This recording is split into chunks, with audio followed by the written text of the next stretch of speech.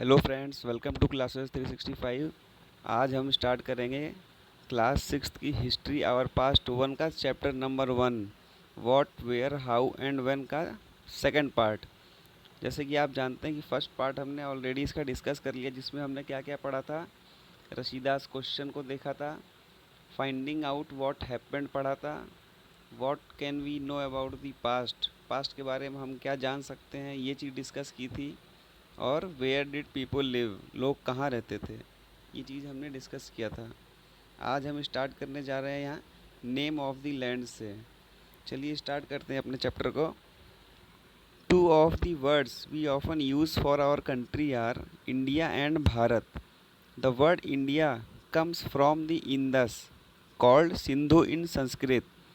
हम दो वर्ड अपने कंट्री के लिए यूज़ करते हैं, एक इंडिया, दूसरा भारत। द वर्ड इंडिया, तो ये वर्ड जो हमारा इंडिया है ये कहाँ से आता है? वर्ड इंदस से। इंदस एक रिवर है जिसको तो संस्कृत में क्या हम बोलते हैं, सिंधु कहते हैं। Find Iran and Greece in your atlas. आप अपने एटलस में ईरान और ग्रीस कंट्री को फाइंड करिए और उसका लोकेशन देखिए कहाँ पर है। Iranians and the Greeks who came through the northwest about 2500 years ago and were familiar with the Indus called it the Hindus or the Indos, and the land to the east of the river was called India। आज से 2500 साल पहले जो Iranians थे और Greek थे ये हमारे कंट्री में आए थे और वर फेमिलियर विद द इंदस, और वो जो इंदस रिवर है हमारी उससे फेमिलियर थे, उसको जानते थे, और जिसको वो क्या नाम दिए थे, हिंदोज़ और इंडोज़। हिंडोज़ और इंडोज़, और उसके हिंडोज़ और इंडोज़ के जो ईस्ट में जितना भी लैंड हमारा था उसको उन्होंने क्या कहा, India. The name Bharata was used for a group of people who lived in the north west and who are mentioned in the Rigveda. और जो भारत जो हमारा नाम है वो हम उन लोगों को कहते थे, एक ग्रुप ऑफ पीपल था, जो लोगों का समूह था जो कहाँ रहता था, नॉर्थ वेस्ट पार्ट में। मतलब इंडिया का जो नॉर्थ वेस्ट पार्ट है इंदस इंदस के पास में, वहाँ जो लोगों का एक समूह रहा करता था उनका नाम भारता रखा गया था। तो इसी वजह से हमारा नाम क्या पड़ा, भारत और इंडिया। अब जो भारता है वो क्या थे, and who are mentioned in the Rigveda. जो भारत हैं ग्रुप ऑफ पीपुल, ये हमारे ऋग्वेद में इनका मेंशन किया गया है। अब ऋग्वेद क्या चीज़ है, ये हमारे जो वैदिक काल का जो समय था हमारा, उसका सबसे पहला जो कंपोजिशन संस्कृत में था उसी को हमने क्या कहा, ऋग्वेद। जो लगभग कितना डेट पुराना है ऋग्वेद हमारा, 3500 साल पुराना। Later it was used for the country, और बाद में इसे हम कंट्री के लिए यूज़ करने लगे। आगे चलते हैं। Finding out about the past. There are several ways of finding out about the past. हम कई तरीके से अपने पास्ट के बारे में जान सकते हैं। वन, हम क्या कर सकते हैं, उसको सर्च कर सकते हैं उसके बारे में। सेकंड क्या है, हम बुक्स में कुछ लिखी चीज़ें जो पास से पहले कई हज़ारों सैकड़ों साल पहले जो लिखी गई हैं, वहाँ पर उससे भी हम जान सकते हैं कि हमारे पास्ट में क्या था, हमारा पास्ट कैसा था। These are called manuscripts. तो उन्हीं बुक्स को हम क्या बोलते हैं, manuscripts, because they were written by hand. जो मनुस्क्रिप्ट्स होते थे वो क्या है, हाथों से लिखे गए थे। These were usually written on palm leaf, और वो जो हाथ से लिखे गए थे वो हमारे किस पे लिखे जाते थे, पत्तों पे, पाम लीफ पे। पाम मतलब क्या होता है, जो पाम लीफ है इसको हम क्या बोलते हैं, ताड़ पत्र। तो हम क्या है, ताड़ पत्र पे जो भी हाथों से चीज़ें लिखी जाती थी पहले, तो उन्हीं के बेस पे हम आइडिया लगाते हैं कि हमारे पास्ट में क्या था, कैसा था, क्या चीज़ें होती थी। या फिर पाम लीफ के अलावा भी है, on the specially prepared bark of a tree known as the birch which grows in the Himalaya. ये ताड़ पत्रों के अलावा भी जैसे हिमालय में उगने वाला एक भुर्ज नाम का एक पेड़ होता था, उसकी छाल से बनाए जाते थे। तो हम उस पर भी क्या करते थे, ये सभी चीज़ें लिखते थे। तो ये सब चीज़ें हमारी क्या हो गई, मनुस्क्रिप्ट्स हो गई।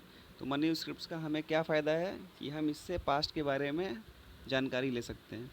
Over the years many manuscripts were eaten away by insects, some were destroy but many have survived, often preserved in temples and monasteries. लेकिन समय के साथ साथ आपने देखा होगा कि पत्ते, अगर कोई पत्ता आप रखेंगे तो सूख के क्या है, अपने आप ख़राब हो जाता है वो।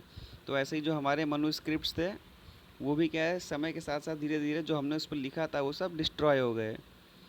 लेकिन उसमें से कुछ अभी भी हमारे बचे हैं जो मंदिरों में या मठों में, मोनेस्ट्रीज़ में रखे रहते हैं। These book dealt with all kinds of subject. तो ये जो manuscripts की जो बुकें होती हैं ये क्या है, कई सब्जेक्ट से डील करती हैं। जैसे रिलीजियस बिलीव्स क्या थे हमारे, प्रैक्टिसेस क्या थी हमारी, ठीक है ना, धार्मिक हमारी बिलीव्स क्या होती थी, क्या हम धार्मिक धार्मिक चीज़ों में क्या प्रैक्टिस करते थे हम। जो हमारे राजा होते थे उनकी लाइफ के बारे में बताया जाता था। मेडिसिन और साइंस उस समय कैसे होती थी हमारे पास्ट में। Besides there were epics. इन manuscripts के अलावा भी हमारे पास क्या एपिक्स हैं, एपिक्स पोएम्स हैं, प्लेज हैं। Many of these were written in Sanskrit, जो कि संस्कृत में ज़्यादातर लिखे जाते थे। अदर्स वर इन प्राकृत, और कुछ प्राकृत लैंग्वेज में लिखे होते थे। प्राकृत लैंग्वेज मतलब जो किसी लोकल एरिया की लोकल लैंग्वेज हो जाए, जो किसी छोटे इस मतलब प्लेस पे ही जिसकी मतलब चलन हो, तो ऐसी भाषा को क्या बोलते थे हम, प्राकृत लैंग्वेज। एंड तमिल, और तमिल में भी हमें ये बुक्स मिलती थी। We can also study inscriptions. अब manuscripts के अलावा या एपिक्स के अलावा भी हमारे पास क्या है, इंस्क्रिप्शंस होते हैं। These are writings on relatively hard surfaces such as stone और मेटल। इंस्क्रिप्शंस में क्या होता है कि जो हम लोग जो पुराने समय में जो लोग लिखा करते थे उसे किस पे लिखते थे वो लोग, यहाँ पत्तों पे नहीं लिखते हैं इंस्क्रिप्शंस में, यहाँ पर क्या है, पत्थर के ऊपर लिखाई होती थी या फिर मेटल के ऊपर। तो इससे क्या फ़ायदा होता था कि जो स्टोन और मेटल पे जो चीज़ें लिखी जाएंगी वो बहुत लंबे समय तक चलेंगी, हमारी डिस्ट्रॉय नहीं होंगी। Sometimes Kings got there orders inscribed so that people could see, read and ओबे देम। कई बार जो राजा होते थे वो इन्हीं पत्थरों पे, इंस्क्रिप्शंस पे अपने ऑर्डर्स लिखवा देते कि क्या क्या वो चाहता है, क्या लोगों से वो एक्सपेक्ट करता है, कैसा लोगों को बिहेव करना चाहिए। तो ऐसी कुछ बातें वो सब अपने इंस्क्रिप्शंस में लिखवाते थे। Where men and women recorded what they did. और जो मैन और वुमेन होते थे वो क्या है, अपने including Kings and queen's recorded what they did. तो मैन और वुमेन क्या करते थे वो सब भी वो लोग अपने इंस्क्रिप्शंस पे लिखते थे। For example Kings often kept records of victories in battle. Example के लिए जो राजा होते थे, जैसे कोई लड़ाई वो लोग जीत गए तो अपनी लड़ाई जो जीतने के बाद वो लोग क्या है, इंस्क्रिप्शन पे वो सब चीज़ें लिख लिया करते थे। तो उन्हीं से हमें क्या पता चलता है आज के टाइम में कि उस समय कौन राजा हुआ करते थे, कैसे वो वॉर लड़ते थे और क्या उनकी लाइफ स्टाइल थी। तो हमने क्या है, दो तरीके से हम पास्ट को जान सकते हैं। एक ऐसे आपका इंस्क्रिप्शन हो गया और दूसरा आपका हो गया manuscripts। यहाँ देखिए आपका एक फिगर दिया हुआ है, ये देखिए ये क्या है आपका, ये लगभग 2250 साल पहले का एक इंस्क्रिप्शन है। ये कहाँ फाउंड किया था, कांधार एरिया में। ये देखिए आपका कांधार लिखा है यहाँ पर। अब कांधार कहाँ पर है, ये जो आज का हमारा अफ़गानिस्तान है तो वहाँ पर कांधार प्रोविंस आपका है। It was written on the order of a ruler name Ashoka. तो तब एक हमारे रूलर किंग होते थे अशोका, तो उन्हीं के कहने के बाद ये चीज़ लिखी गई थी। स्क्रिप्ट्स कंसिस्ट ऑफ लेटर और साइन। देखिए इस पर कई सारे लेटर्स हैं, साइन है। Which we read what is written और speak, which we use a language. This inscription was written in 2 different scripts. ये इंस्क्रिप्शन है वो देखिए 2 डिफरेंट स्क्रिप्ट्स में लिखी हुई है। चलते हैं आगे।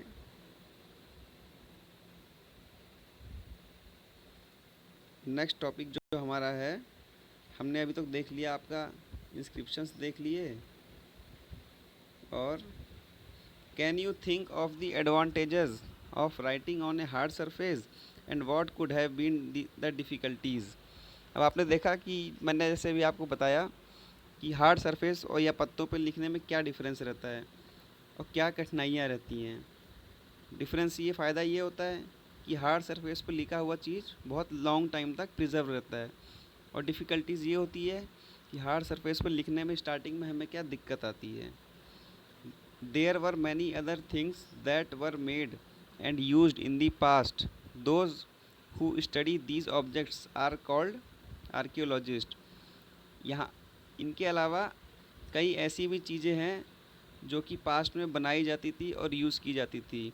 Those who study these objects, तो ऐसे ऑब्जेक्ट्स जो हम यूज़ करते थे पहले के टाइम में या जो बनती थी, तो उनको जो स्टडी करते हैं, ऐसे लोगों को हम क्या कहते हैं, आर्कियोलॉजिस्ट कहते हैं। They study the remains of building made of stone, brick, painting, sculpture. ये लोग क्या स्टडी करते हैं, पुरानी जो बिल्डिंग पत्थरों से बनी होती थी या ईंटों से बनी होती थी, या पुरानी जो पेंटिंग्स होती थी या फिर कोई मूर्तियाँ होती थी, तो यही सब क्या करते थे आर्कियोलॉजिस्ट, इसको स्टडी करते हैं, खोजते हैं, ताकि हमें ये बता सके कि हमने पास्ट में कैसे लोग रहते थे, क्या करते थे, क्या खाते थे, क्या लाइफ स्टाइल थी, यही सब मतलब जानने के लिए। They also explore and excavate, वो क्या करते थे, वो खुदाई भी करते थे। तो खुदाई करने किसकी, जैसे हमारा अर्थ का कोई पार्ट हो गया, उसको खुदाई करके वहाँ नीचे से वो चीज़ें, मटेरियल्स हमें मिलते थे। कुछ चीज़ें हमें ऐसे फाइंड हुई हैं, जैसे टूल्स, औजार, weapons, pots, pans, ornaments and coins. तो ये सब चीज़ें कुछ क्या है, खुदाई के बाद हमें मिली। Some of these objects may be made of stone, others of bone, bake, clay और मेटल। अब इसमें से कुछ चीज़ें हमारी पत्थरों से बनी होती थी, कुछ हड्डियों से बनी होती थी, कुछ कुछ पकी हुई मिट्टियों से और कुछ मेटल से। Objects that are made of hard imperishable substances usually survive for a long period. जैसा कि मैंने आपको अभी कहा था कि जो हार्ड सरफेस पे या मेटल्स पे हम ऑब्जेक्ट्स बनाते हैं, वो क्या है, बहुत लंबे समय तक चलती हैं। आगे चलते हैं। ये देखिए, अब आपका यहाँ पर एक फिगर दिया हुआ है, एक लेफ़्ट में एक राइट में। लेफ़्ट में क्या है, एक आपका पॉट दिया हुआ है। ये पॉट कितने साल पुराना है, 4700 ईयर्स अगो। ये देखिए आप, जो ये वाला पॉट है आपका, ये 47 ईयर्स अगो है। और ये राइट साइड में है, देखिए आपका, ये क्या है, सिल्वर कॉइन। ये देखिए लिखा है ना राइट साइड में, सिल्वर कॉइन आपका, ये is use from about 2500 years ago, जो लगभग 2500 साल पहले यूज़ में आते थे। In what ways is the coin different from the ones we use today. तो ये जो पुराने टाइम के ये वाले कॉइन्स हैं, ये हमारे आज के कॉइन से कैसे डिफरेंट हैं, देख रहे हैं आप लोग। नेक्स्ट देखते हैं हम लोग। Archaeologist also look for bones of animals, birds and fish to find out what people ate in the past. जो आर्कियोलॉजिस्ट हैं, वो क्या करते हैं, बोन्स को भी देखते हैं, किसके, एनिमल्स, बर्ड्स, फिश की बोन्स को, ताकि वो ये जान सकें कि जो लोग होते थे पुराने टाइम में, पास्ट में, वो क्या चीज़ खाते थे। प्लांट रिमेन सर्वाइव फार मोर रेयरली। जो प्लांट्स रिमेन्स हैं हमारे, वो क्या है, बहुत कम समय के लिए सर्वाइव कर पाते हैं। इफ़ सीड्स ऑफ ग्रेन और piece of food have been burnt, they survive in a charred form. Means, यदि मान लीजिए जो फूड के जो ग्रेन्स के दाने वगैरह होते हैं या फिर लकड़ी के टुकड़े, अगर वो जल जाते हैं तो वो जले हुए रूप में बचे रहते हैं। Do you think cloth is found frequently by archaeologist. क्या जो हमारे आर्कियोलॉजिस्ट हैं, उनको जो कपड़े हैं वो बहुत फ्रिक्वेंटली भी मिलते थे। Historians that is scholars who study the past often use the word source to refer to the information found from manuscript, inscriptions and archaeology। मतलब ये हुआ कि जो हमारा इंस्क्रिप्शंस, मनुस्क्रिप्ट्स और आर्कियोलॉजी जो होते हैं, तो ये भी जो चीज़ें खोजते हैं, इनको हम क्या एक्चुअली क्या क्या नाम देते हैं, हिस्टोरियंस सोर्स बोलते हैं। सोर्स क्यों बोलते हैं कि अगर एक बार ये चीज़ फाउंड हो गई, तो जो हमारी पास्ट की स्टडी है, ये क्या है, बहुत आसान हो जाती है और एडवेंचरस हो जाती है। एज वी री instruct it bit by bit, तो हम इन्हें क्या है, काफ़ी गहराई तक उसकी खोज कर सकते हैं, उसके बारे में जानकारी प्राप्त कर सकते हैं। So historians and archaeologist are like detectives. तो हिस्टोरियंस और जो आर्कियोलॉजिस्ट होते हैं, वो जासूसों की तरह इन सभी जो सोर्सेज हैं इनका प्रयोग करते हैं और पास्ट के बारे में जानकारी निकालते हैं। वन पास्ट और many. Did you notice the title of the book our past? We have used the word pasts in plural to draw attention to the fact that the past was different for different groups of people. Past एक है कि कई हैं? तो आप जैसे chapter में हमने पास्ट वर्ड नहीं यूज़ किया, हमने पास्ट यूज़ किया है, मतलब पास्ट का plural form. To draw the attention to the fact, तो इस फैक्ट की तरफ ध्यान आकर्षित करने के लिए कि जो पास्ट है वो डिफरेंट ग्रुप्स के लिए डिफरेंट है। For example, the lifes of herders और farmers were different from those of kings and queens. जो हमारे किसान होते थे या चरवाहे होते थे, वो क्या है, जो राजा और रानियों का जो लाइफ होता था उनसे उनकी लाइफ क्या डिफरेंट होती थी। तो मतलब पास्ट क्या हुआ, डिफरेंट लोगों के लिए डिफरेंट होता था। The lifes of merchants were different from those of crafts person.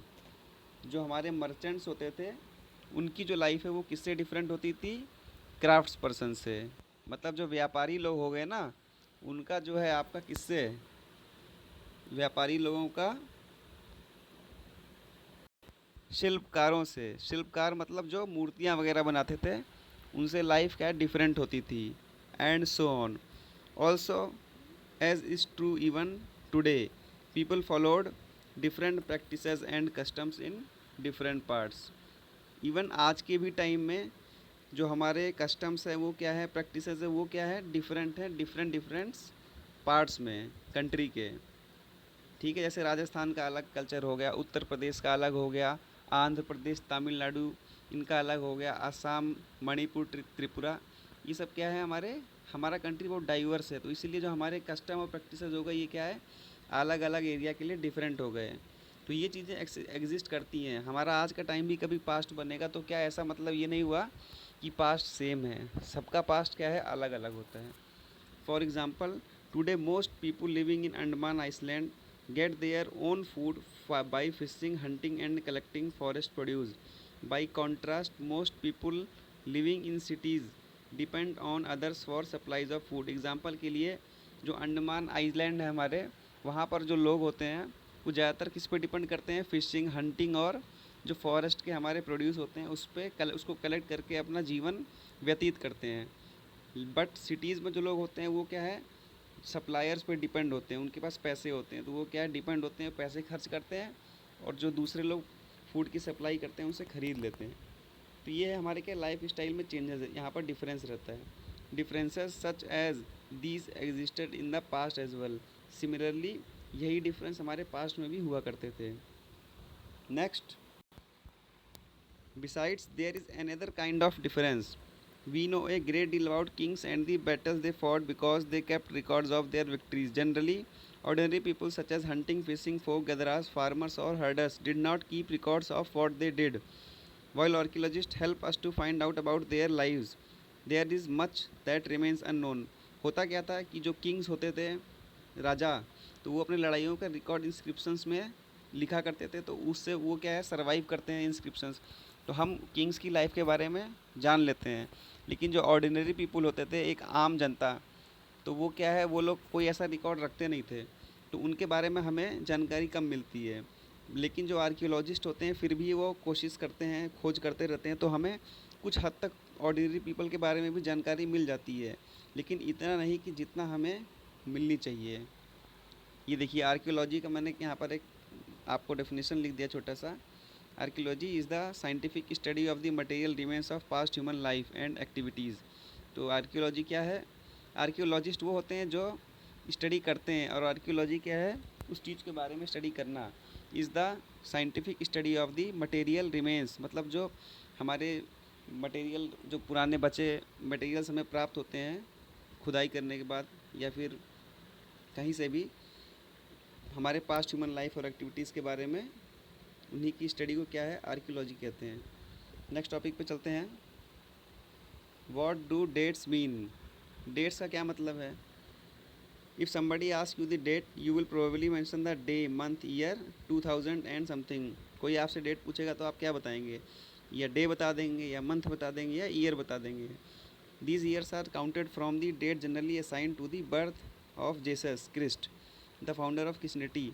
तो हमने डेट का एक रेफरेंस क्या माना है कि जो हमारे जेसस क्रिस्ट थे, जो क्रिश्चियनिटी के, जिन्होंने क्रिश्चियनिटी को फाउंड किया था, उनके फाउंडर थे, तो जो उनका बर्थ डेट है उसी को हम क्या मान लेते हैं, एक रेफरेंस डेट। जैसे उसको आप एक 0 मान लीजिए। तो 0 से हम अगर आगे चलेंगे तो हमारा क्या हो जाएगा, इसको हम बोलते हैं AC। और 0 से पहले जाएंगे तो मतलब ये हो जाएगा हमारा BC। ठीक। अब इसका मतलब क्या हुआ, आज आज हमारा क्या है, 2020 चल रहा है। तो ये और ये आपका 0 है यहाँ पर। तो 0 के पास आया 1 2 3 4 5 6 ऐसे ऐसे करके हम 2020 तक आए। तो 0 के बाद जो भी डेट हमारी होगी उसको हम AC बोलते हैं, मतलब आफ्टर क्रिस्ट। और जो 0 से पहले की डेट हो गई हमारी उसको हम क्या बोलते हैं, बिफोर क्रिस्ट। इसीलिए हम जैसे आज 2020 है तो हम उसको क्या लिख सकते हैं, 2020 AC।